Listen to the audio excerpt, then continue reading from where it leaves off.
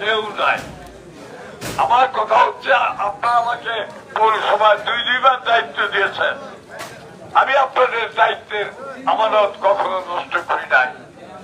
আর চেয়ারকে পুঁজি করে মাল কামাইয়ের ধান্দাও কখনো করি নাই।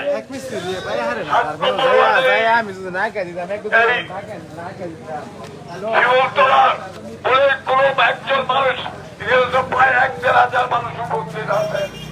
যদি একজন মানুষ বলতে পারেন আব্দুল হাই এখন চেয়ার পেয়ে চেয়ারের চলে কারো করছে, টাকা নিয়েছে, টাকা নিয়ে তকবির করেছে, এটা করেছে, সেটা করছে, একজন যদি বলতে পারে আমি ভোট চাই না।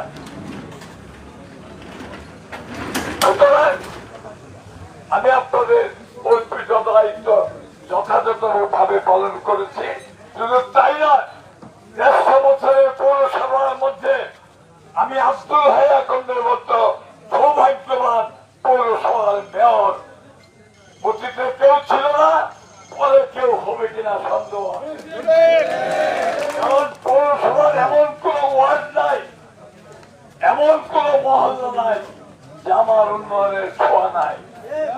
আর আমি যে প্রকল্প এনেছিলাম সেই প্রকল্পের কাজ এখনো চলছে।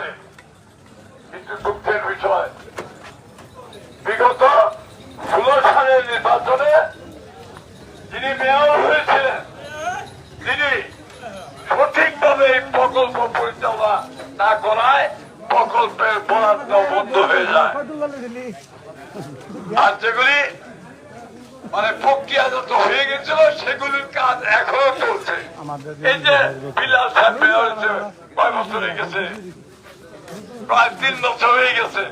কি প্রকল্পটা বাস্তবায়ন করতে পারছে আপনারা একজন বলতে পারবেন? কিছু কিছু কাজ চলছে আমার ওই আনা বরাদ্দের থেকেই।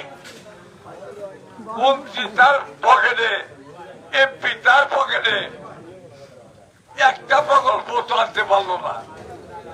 প্রিয় ভাইরা আমার, আরো কয়েক জায়গায় আমাদের যেতে হবে। আপনাদের কষ্ট দিচ্ছি, কারণ আপনারা 9টার প্রোগ্রাম ছিল, এখন 12টার কাছাকাছি।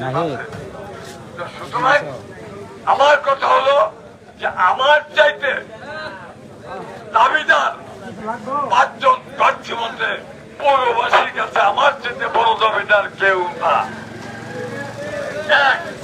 আমার একটা সৌভাগ্য হয়েছে এই নির্বাচনকে কেন্দ্র করে, কি আমার নির্বাচন দল